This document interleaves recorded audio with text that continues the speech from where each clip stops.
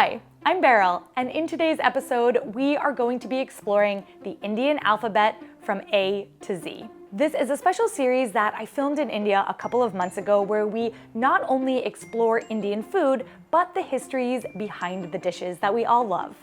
This series was a labor of love, and that is why I'm so excited to thank June's Journey for sponsoring this video. June's Journey is a murder mystery game that takes place in the 1920s that you can play on your Android or iOS mobile device, or also on your PC through Facebook games. It's a free download, and part of the gameplay really reminds me of I Spy books back when we were younger, where you have to find hidden objects in these really colorful and cool designed rooms. They add a little bit of zing by putting a timer on it, so you have to find things really quickly, and that makes the game I think, quite exciting. The game is free to download and has tons of levels, so there's a lot of gameplay ahead of you if you do decide to play it. Finding a good game to play on your phone does kind of feel like finding a gem in the rough. I feel like there's a lot of stuff out there, but I really like the games that have a bit of story, a bit of excitement, and I like that type of world building when it comes to the games that I play. A great way to support me and my work is by interacting with the brands that work with me. June's Journey has given me a link which is in my description where you can download the game to play yourself. Clicking that link, you help support me and this channel and more awesome series like this one that you're about to watch. And as a side note, if you get to the end, I am going to be including some bloopers. I don't know, some of the bloopers are really funny. So without further ado, let's start the show. Eating my way through the alphabet in India. A is for Alfonso Mango, the king of mangoes. The name Alfonso came from the Portuguese viceroy Alfonso de Albuquerque, who traveled to India and conquered Goa in 1510. In 2006, US President George Bush had an Alfonso Mango and said, I quote, "This is the best mango I have ever tasted." After that, in 2007, a deal was struck allowing India to import Harley-Davidson motorcycles in exchange for America being able to import the Alfonso Mango. It's so sweet. It tastes sweet like a mango, but with flavors like apricot and honey.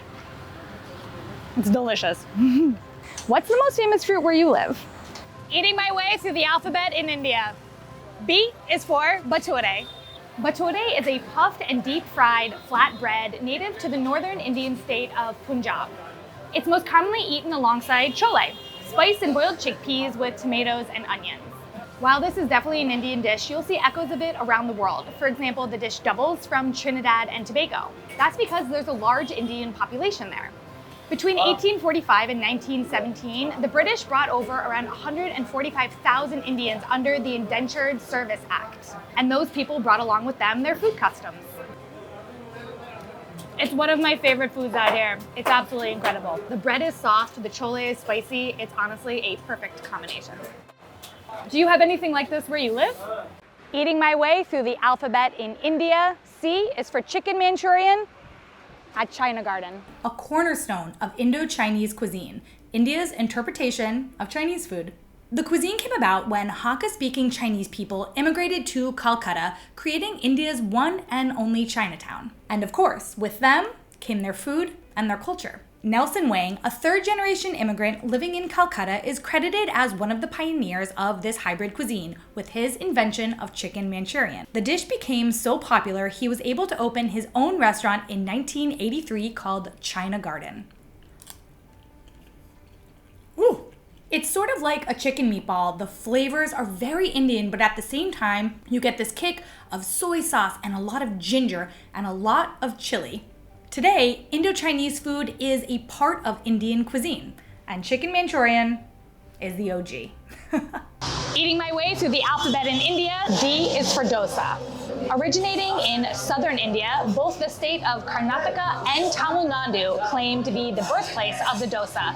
But the dish is old, dating back to 1054 AD. What makes the dosa unique is that the batter is fermented. It's made out of urad dal, which are black lentils and rice. The fermentation step is important because it creates a fluffy dough that results in a crispy dosa. The most common version is a masala dosa, which is stuffed with spiced potatoes and green chilies.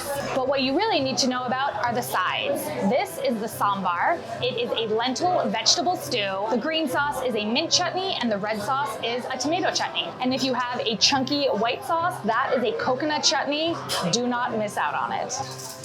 You eat a dosa with your hands, it's gonna get messy, so keep some napkins on hand. What do you think about eating food with your hands? Eating my way through the alphabet in India. E is for Elaichi Chai, a black tea brewed with cardamom, sugar, spices, and milk. Chai in India didn't actually contain tea until the British colonized the country and really started pushing tea consumption in the early 1900s. India today is one of the largest tea growing nations and the largest consumer of tea in the world. This is common to make at home, but if you're out on the street, you'll get it from a chaiwala. In Hindi, the word walla is for somebody who makes or serves a specific good. So a chaiwala makes chai. And before this video ends, a public service announcement, you do not need to say chai tea because chai means tea. So it's like saying tea tea. You can just say, I'll have a chai. It is milky, it is sweet, and it is delicious. Eating my way through the alphabet in India. F is for fruity. Frooti is a popular mango drink brand here in India, and while America was deep in the land of juice boxes, India was still using glass bottles. In 1985, Frooti was the first juice brand to package their drinks in Tetra packs, making it an on-the-go beverage. In India, mango-based drinks are extremely popular. They account for 75% of all the fruit juices sold. Why? In India, mangoes rule. See letter A for more info on that one. Plus, when you see ads like this, that needs no knack, a fresh mango drink in a freaked out bag. It's fruity, baby. It's fruity. Polly, it's fruity. who can resent a 16% real fruit juice drink like Frooti? What's the most popular fruit juice where you live? Eating my way through the alphabet in India. G is for Golgappa, one of the most popular street foods in India. This dish goes by a few names. In Bombay, it's called Pani Puri. Here in Delhi, Golgappa. It goes by Fuchka, Puska, Pani Ki Patashi. There's a lot of names to this dish, and it has two parts, the shell and the filling. The filling is usually spiced potatoes, and then you dip it in a sour or sweet water. You crack a hole in the top, stuff it, dip it in the water, and eat it in one bite. It's the kind of dish that incites challenges to see how many you can eat. I cap off at around 6, but I have more to film today anyway. Eating my way through the alphabet in India, H is for Haldirams. Haldirams is India's largest snack company. At one time, they were making more than Domino's and McDonald's combined. The company was started by a man who was known to his friends as Haldiram in 1937 in Rajasthan. He had a small snack shop and struck gold by transforming a classic Indian snack called bhujia. Bhujia used to be thicker and softer, and he made it thinner and crunchier. It's a salty snack that goes on top of a lot of dishes, and many college students like putting it on toast. From this small snack stand, the company spread to 50 locations in 5 different states across northern India. A fan favorite at Haldirams is Aloo Bhujia. The writer Priya Krishna said it best. Have you ever liked a snack so much you have actually wondered what it might be like to bathe in? This is the kind of madness that Aloo Bhujia inspires in me. What is the most popular snack where you live? Eating my way through the alphabet in India, I is for idli, a South Indian breakfast dish. Like the dosa from letter D, idli are made from a fermented batter and then steamed. Many food historians believe, however, that this dish did not originate in India, but rather what is present-day Indonesia. The area that we now call Indonesia was once ruled by Hindu kings. As these kings traveled, their cooks came with them, and it is believed that this recipe joined them as well. No matter their origin, these are fluffy, spongy, and perfect for the accompanying sambar and coconut chutneys that we talked about in letter D. Oh my God. Are there many foods from your culture that are steamed as well? Eating my way through the alphabet in India. J is for Jal Jeera, a drink made from cumin. Jal Jeera translates to cumin water in English. The flavor of this drink comes from roasted cumin seeds, black peppercorn, black salt, cardamom, and cloves that are ground into a fine powder. To make it, you can simply mix this powder with cold water and top it with a bit of bundi, which is fried chickpea flour, and fresh mint. It is sweet and sour, spiced, and very surprisingly refreshing. The drink has roots in Ayurvedic medicine. Cumin is an ingredient that is thought to create balance in the body, so the drink is good for you, and as an added bonus, it tastes really nice. I'm just gonna drink it now. I'm into it. Eating my way through the alphabet in India. K is for kulfi. While slightly similar in appearance to the Western version of ice cream, kulfi is actually much more dense and creamy. Traditional ice cream is churned, while kulfi is milk that is cooked with spices for literally hours until it becomes thick and syrupy. Historically, the dessert is thought to be invented during the Mughal Empire in the 16th century. One important ingredient in kulfi is salt. It lowers the freezing temperature and allows it to remain frozen during hot summer days like today without melting. I think that's pretty cool. Fee. Eating my way through the alphabet in India, L is for lassi, one of the oldest known drinks in human history.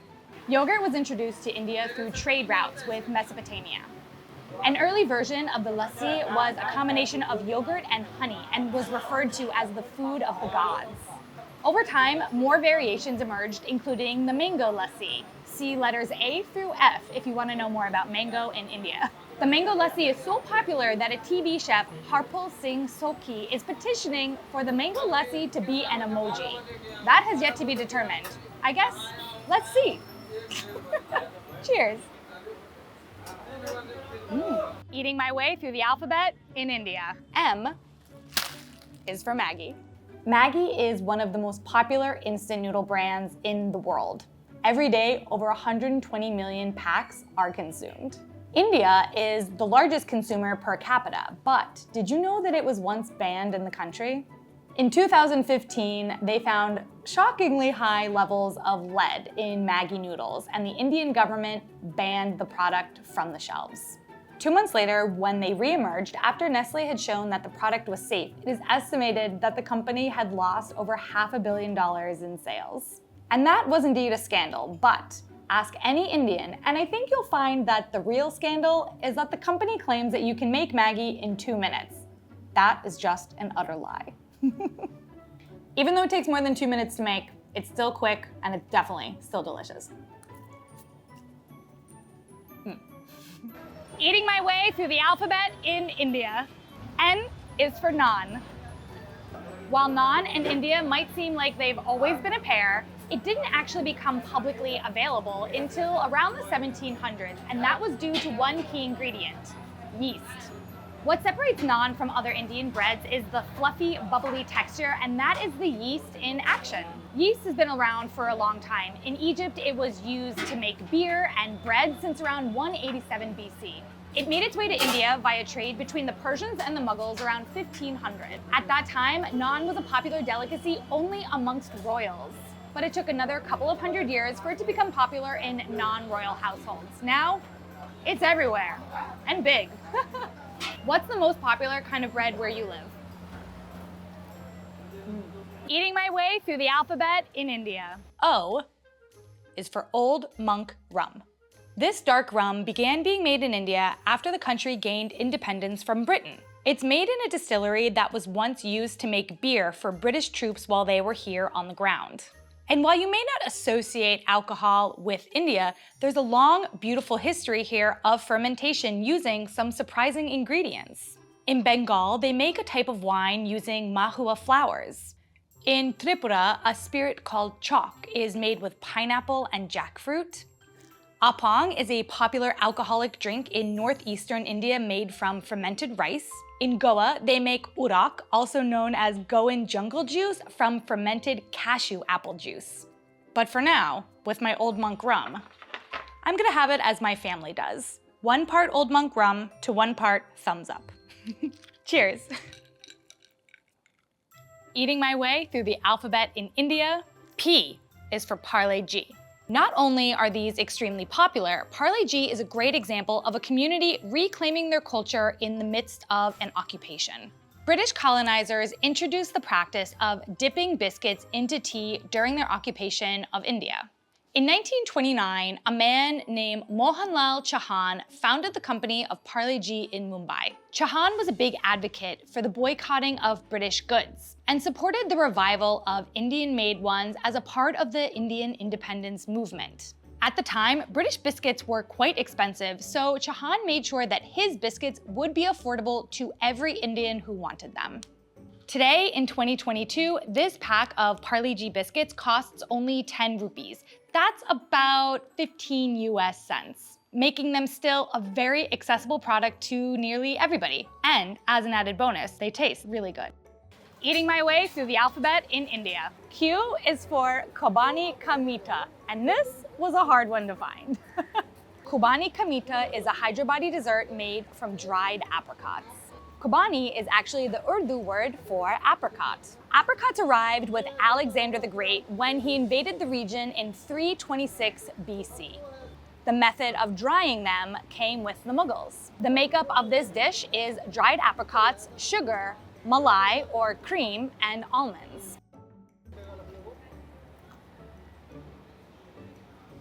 It's sweet, but not overwhelmingly like many other Indian desserts I've had. It tastes just like a really beautiful apricot jam. I'm curious, what foods in your countries begin with the letter Q? Eating my way through the alphabet in India. R is for Rooh Afza, a syrup made from flowers. Its most notable flavors come from rosewater and kevda. Kevda is actually the white flower of the pandan plant, whose leaves are quite common in a lot of South Asian cooking. The syrup is often used in sherbets, mixed with cold milk or water, or in faluda, a common dessert here in India. The name means refresher of the soul, and it was created in 1906 by a natural medicine company. The claim is that Rooh Afza has cooling properties and provides energy. It's sweet, and the cold water definitely makes you feel good, so you can say that it's good for you. Just, don't check the sugar content. Eating my way through the alphabet in India. S is for samosa, a traditional Indian snack that didn't actually originate in India. It looks like Egypt is actually the home of the samosa. There, it's called a samsa. But this snack has many names in many places. In Ethiopia, it's called a sambusa. In Myanmar, samosa. Samosas in South Africa, sambusa in Iran. You see where I'm going? Al-Shabaab, an extremist group in Somalia in 2011 actually banned the samosa because they said that the triangular shape too closely resembled the Holy Trinity in Christianity. In most countries, samosas are filled with meat, but in India, they're vegetarian, filled with spiced potatoes, green chilies, and peas. But let's call a spade here. While they may not have originated in India, this is a truly Indian snack. Is there a dish in your country that's similar to this? Eating my way through the alphabet in India. T is for Tandoori Chicken. The tandoor is a cylindrical clay oven used for cooking that has a very long and interesting history. It dates back to 1500 BC. Before the partition in India, tandoors were really only found in the northern state of Punjab. When partition forced Hindu Punjabis to flee, they carried their tandoors on their backs so they could feed their families. One of these men, his name was Kunda Lal Gujral, along with two friends, when they arrived in Delhi, decided to start a restaurant, and they named it Moti Mahal. Here, they introduced Delhi to tandoori cooking for the first time. And the restaurant took off, serving such notable people as the former Prime Minister Nehru of India and US President Richard Nixon. And today, tandoori-style chicken is one of the most famous dishes in the entire country. And it's kind of crazy to think that it all got here because of men carrying these ovens on their backs. Eating my way through the alphabet in India. U is for Uttapam, a South Indian breakfast staple. These are thick pancakes made from a rice and lentil batter similar to that of a dosa or idli. Typical accompaniments might be sambars or chutneys, even gunpowder. Yes, gunpowder is a South Indian spice. The spice is a combination of lentils, sesame seeds, curry leaves, chilies, black pepper, and cumin. If you want to make uttapam at home, you can actually buy a pre-made mix, and it's one of those recipes that is difficult to mess up. I like it with Maggi hot and sweet. This is the best condiment. So delicious, a little bit spicy, very spongy. 10 out of 10. Eating my way through the alphabet in India, V is for Vada Pav, my favorite snack of all time. A Vada Pav is comprised of two parts, the Vada and the Pav. The Vada are spiced mashed potatoes dipped in chickpea flour batter and deep fried, and the Pav is the soft, fluffy bread. And it was invented in 1966 by one man, Ashok. And today, from small vendors to big chains, the Vada Pav is everywhere. It's a part of the beating heart of Mumbai. It's perfection. Ooh, this one's spicy. Spicier than in America. Eating my way through the alphabet in India. W is for Warq, Laden, Barfi. Barfi is a kind of dessert made from condensed milk, sugar, ghee, and some type of nut. These are made from cashews or kaju in Hindi. The word barfi has Persian roots. In Persian and Urdu, the word barf means snow or ice. This refers to the visual characteristics of the dessert in its most simple form. The word warq refers to the decoration on top. It is edible silver foil that has been pounded super, super thin. It doesn't have much taste, but it makes it look pretty, right? Creamy, sweet. It's nice. Eating my way through the alphabet in India, X, and this was kind of hard, is for Xacuti, a curry native to the smallest state in India, Goa. Goa was occupied by Portuguese colonialists who brought over many crops that you see in Indian cooking today. Some examples being tomatoes, potatoes, and chilies. The main flavors of this dish are chilies, coconut, which is commonly found in Goa, and spices. And when I say spices, I mean a lot of spices. 18 of them make up the base of this masala. This was definitely a little difficult to find in Delhi, but I found it. It's got a kick to it. It tastes a lot like coconut. This one has chicken. It's not like any other curry that I've had before. It's an interesting blend though of pre- and post-colonial India, where the flavors meet together and make something special. Eating my way through the alphabet in India. Y is for Yakhni Lamb. Yakhni is a light soup with two main ingredients, yogurt and saffron. This dish is part of Kashmiri cuisine, and if Kashmiri cuisine is known for one thing, it is its use of meat. This dish became famous when Emperor Akbar ruled Kashmir. When he seized Persia in 1586, he adopted this style of cooking and brought it back to his state. One thing that really stands out in this dish is its lack of tomatoes, which are incredibly common in Indian cuisine. The meat, which is traditionally lamb, is slow cooked twice in the spices and broth to make a dish that is truly unique and truly special.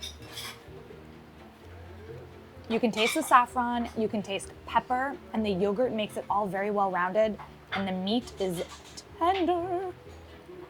This is my first time having this and it's awesome. I'm sold. Definitely look this up. Eating my way through the alphabet in India. Z is for Zafrani Pulao, a rice dish made for royalty. Zafrani comes from the word zafran in Urdu, which means saffron. Saffron, as you may know, is the world's most expensive spice, which was why this dish was made for royalty. Saffron comes from the stigma of a purple crocus flower known as the saffron crocus. The northern state of Jammu and Kashmir in India is the only place in the country where saffron is grown. They are the second largest supplier of saffron in the world after Iran. To get 1 pound of dried saffron, you need around 75,000 flowers, and each piece must be picked by hand.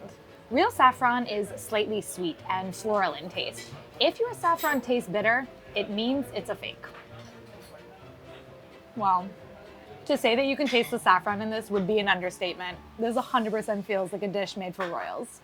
I hope you all enjoyed the series. I would love to know your thoughts. I am already working on a season 2 with a lot of lessons that I have learned from filming season 1. We are also going to be in a brand new country. Can you guess which one? One more bite, Beryl. You can do this. On some try, you'll get it. Sweat dripping off of my brows. Ugh. Eating my way. One in... I have sweat in my eye.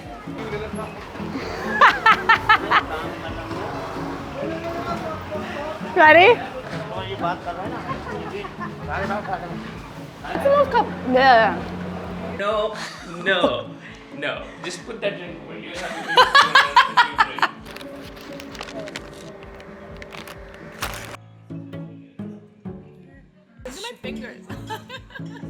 W. Sweaty. Okay, ready? Thank you again so much to June's Journey for sponsoring this video. The link to download the game is in my description. I will see you all next week.